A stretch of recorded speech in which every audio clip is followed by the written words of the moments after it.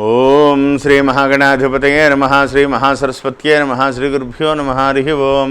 సదాశివసమారంభాం శంకరాచార్యమధ్యమాం అస్మదాచార్యపర్యంతాం వందే గురుపరంపరాం. జై గురుదేవ దత్త. పరమేశ్వర స్వరూపమైనటువంటి సృష్టికి నమస్కారం చేస్తూ జూలై 1వ తారీఖు నుండి ఆగస్టు 1వ తారీఖు వరకు గల మకర రాశి వారికి జూలై నెల మాస ఫలితాలు ఏ విధంగా ఉంటాయి మీకు నేను తెలియజేస్తాను. మకర రాశిలో ఉత్తరాషాఢ నక్షత్రంలో జన్మించినటువంటి 3 పాదాలు, 2, 3, 4 పాదాలు, శ్రవణ నక్షత్రంలో ఉన్నటువంటి 4 పాదాలు, ధనిష్ఠ నక్షత్రంలో ఉన్నటువంటి 1, 2 పాదాలు కలిపి మకర రాశి అవుతుంది. మకర రాశి వారికి ప్రారంభములుగా ఇతూ ఒక పరమేశ్వరుడు అనుగ్రహం మీకు సంపూర్ణముగా ఉందని చెప్పాలి. జన్మస్థానమందు శనైశ్వరుడు సువర్ణమూర్తిగా సంపూర్ణంగా మిమ్మల్ని ఆయన ఆశీర్వదిస్తున్నారు. తృతీయ స్థానమందు ఉన్నటువంటి కుజ భగవానుడు కూడా మిమ్మల్ని సంపూర్ణంగా యోగిస్తున్నారు. 6వ స్థానం షష్ఠ స్థానమందు ఉన్నటువంటి రవి ఆయన అనుగ్రహం సంపూర్ణంగా ఉంది. షష్ఠమందు రాహువు, ఎటువంటి ఇబ్బందులు లేవు, మానసికంగా చాలా బాగుంటారు. అనుకున్నటువంటి పనులన్నీ కూడా మీరు విజయపథంలో ముందుకు తీసుకువెళ్తారు. ఎంతో మీకు మొన్న జరిగినటువంటి గ్రహణ ప్రభావం కూడా మీకు అనుకూలమైనటువంటి దిశగానే అనుకూలమైనటువంటి స్థానంలోనే పట్టింది. ఏమి ఇబ్బందులు కాదు. అయితే జాతకపరంగా ప్రస్తుతము జరుగుతున్నటువంటి పరిస్థితి కనుక చూస్తే వ్యయస్థానంలో ఉన్నటువంటి గురుడు, ఆయన కూడా వ్యయమందు గురుడు ఉన్నప్పటికీ కూడా ఆయన కూడా మూర్తిమంతము రీత్యా తామ్రమూర్తిగా ఆయన తటస్థమైనటువంటి సామాన్యమైనటువంటి పరిస్థితే, అపకారం చేసేటువంటి పరిస్థితిలో గురు భగవానుడు కూడా లేడు. కాబట్టి జూలై 15 వరకు కూడా సర్వత్ర దిగ్విజయం. అనుకున్న పనులన్నీ కూడా మీకే విజయంలో వరిస్తుంది. ఎటువంటి పనులైనా సరే విజయపథంలో మీరు దూసుకువెళ్ళి వాక్ చాతుర్యం పెరుగుతుంది. ఎదుటి వ్యక్తులను మీ మాటలతో వశీకరణం చేసుకుంటారు. మాట్లాడితే మీరే మాట్లాడాలి, మీ నోట్లోంచి ఏమొస్తుందా అని ఎదుటి వ్యక్తులు ఎదురు చూస్తూ ఉంటారు. అచంచలమైనటువంటి దైవ సంకల్పం మీకు సంపూర్ణంగా లభించింది. ఎన్నో రోజులుగా పడుతున్నటువంటి ఇబ్బందులు చాలా వరకు తొలగిపోయేటువంటి అవకాశాలు ఈ నెలలో చాలా ఉన్నాయి.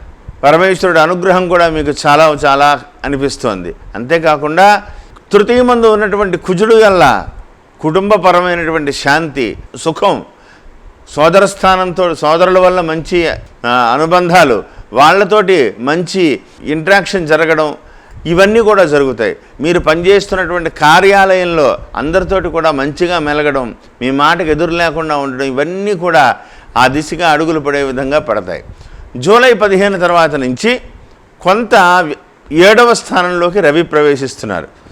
7వ స్థానంలో రవి ప్రవేశించినంత మాత్రాన చెడవుతుందని ఏం లేదు. కొంత ఏంటంటే అనుకున్న పనులు కొద్దిగా స్లో అవుతూ ఉంటాయి.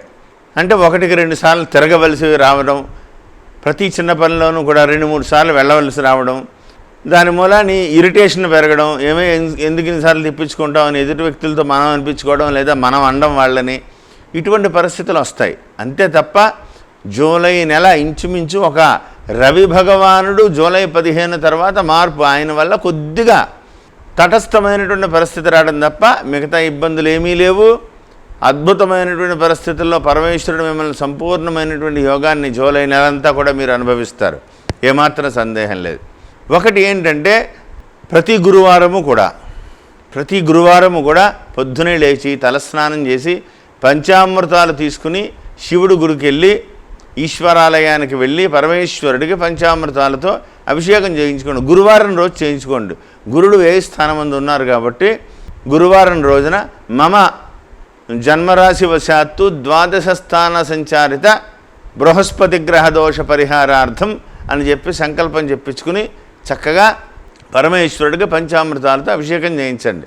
చాలంతే, మీ పనులన్నీ కూడా అవుతాయి. ఒక గురువారం రోజున శుభ్రంగా శనగల ప్రసాదం తయారు చేయించి బాబా ఆలయంలో నైవేద్యం పెట్టించి అందరికీ కూడా ప్రసాదంగా పంచిపెట్టేటువంటి ప్రయత్నం చేయండి. దానివల్ల గ్రహస్థితి నెగిటివ్గా ఉండేటువంటి గ్రహస్థితి కూడా పాజిటివ్గా మారి అనుకున్న పనులన్నీ కూడా సక్రమమైనటువంటి విధి విధానంతో పరిగెడతాయి. ఏమాత్రం సందేహం లేదు. ఎదురు చూస్తున్నటువంటి తీగ కాలికి తగిలినట్టుగా ఎప్పటి నుంచో పెండింగ్లో ఉన్న పనులకి ఈ నెల శ్రీకారం చుట్టేస్తారు. శ్రీకారం చుట్టడమే కాకుండా మీ ఆ పరమేశ్వరుడు అనుగ్రహంతో సగం పనులు కూడా పూర్తి అయిపోయేటువంటి పరిస్థితి కూడా వస్తుంది. కాబట్టి ఆ దిశగా అడుగులు వేస్తూ ముందుకు వెళ్ళేటువంటి ప్రయత్నం చేయండి. ప్రతినిత్యము కూడా దశరథ కృత శని స్తోత్రాన్ని పారాయణ చేయండి. దానివల్ల శనైశ్వరుడు యొక్క బలం ఇంకా పెరుగుతుంది. ఆయన జన్మమందు సువర్ణమూర్తిగా మిమ్మల్ని యోగిస్తున్నారు. అది చదువుకోవడం వల్ల, ఇంకా దశరథకృత శని స్తోత్ర పారాయణం వల్ల స్వామి ఇంకా వశమై మిమ్మల్ని అచంచలమైనటువంటి అభివృద్ధిలోకి తీసుకువెళ్ళేటువంటి అవకాశాలు ఎక్కువ కనపడుతున్నాయి. కాబట్టి ఉత్కృష్టమైనటువంటి ఈ యొక్క సమయాన్ని మీరు అనుకూలంగా మార్చుకోవాలి. విద్యార్థులకి చాలా బాగుంది, మీ కష్టం ఫలిస్తుంది, కష్టపడితే ఖచ్చితంగా విజయాన్ని సాధిస్తారు.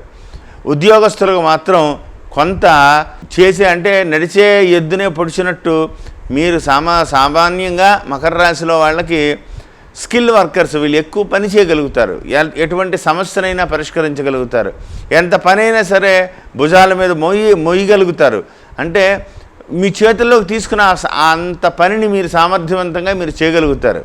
ప్రస్తుతం జరుగుతున్నటువంటి ట్రెండ్ ఎవరు పని చేస్తే బరువంతో వాళ్ళ మీద వేసేయడం అనే విధంగా నడుస్తుంది. కాబట్టి మిమ్మల్ని కూడా అదే విధంగా ఈ యొక్క మానసిక ఉన్నటువంటి పరిస్థితిని బట్టి ఆ పని బరువంతా మీ మీద వేసేయడం, ఆ స్ట్రెయిన్ మీరు పొందడం, మానసికంగా కొంత ఒత్తిడి రావడం, దానివల్ల ఈ పని నా వల్ల కాదు, నేను చేయలేను అని స్థానచలనాన్ని కోరుకోవడం, లేదా ఇంకో ప్లేస్కి వెళ్ళిపోతాను అనడం, కొంత పని ఒత్తిడి కనపడి చికాకులు పడేటువంటి ప్రమాదం కనపడుతోంది. అదొక్కటే తప్ప మీకు వేరే విషయంలో ఎటువంటి ఇబ్బందులు లేవు.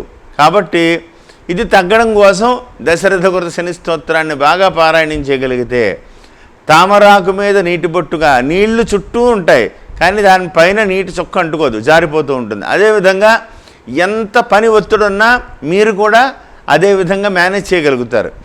పని సమయానికి పనిని పూర్తి చేయగలుగుతారు, అన్నీ కూడా పూర్తి అయ్యి ఆనందకరమైనటువంటి జీవనాన్ని గడుపుతూ మంచి పేరును కూడా మీరు సంపాదించుకోగలుగుతారు. కాబట్టి ఉద్యోగస్తుల దిశగా ఆలోచించండి. అదేవిధంగా ఇంకా వ్యాపారస్తులకైతే, మెడికల్ రంగంలో ఉండేటువంటి వ్యాపారస్తులకైతే పట్టిందల్లా బంగారమా అనే విధంగా ఉంటుంది. కొత్త ఆర్డర్లు వస్తాయి, ఎక్స్పోర్ట్ ఆర్డర్లు వస్తాయి. అసలు మీరు సమయానికి సప్లై చేయలేనంత స్థాయిలో మీరు పని చేయవలసినటువంటి పరిస్థితులు రావచ్చు. కాబట్టి మెడికల్ డిస్ట్రిబ్యూటర్స్ కానీ, మెడికల్ మ్యానుఫ్యాక్చరర్స్ కానీ, మెడికల్ హోల్సేలర్స్ కానీ, స్టాకిస్టులకు కానీ ఇది చాలా మంచి సమయం.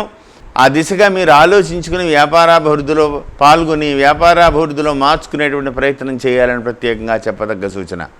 దూర ప్రాంతాలకు ప్రయాణాలకి అంత అనుకూలంగా లేదు, ఆలోచించి ముందుకు వెళ్ళాలని ప్రత్యేకంగా చెప్పదగ్గ సూచన. ఎందుకంటే ఇప్పుడు ఉన్నటువంటి పరిస్థితుల్లో ఆరోగ్య సమస్యలు మీకు పెరగవచ్చు. ఒక ఆరోగ్యపరంగా చాలా జాగ్రత్తగా ఉండవలసినటువంటి సమయం అది.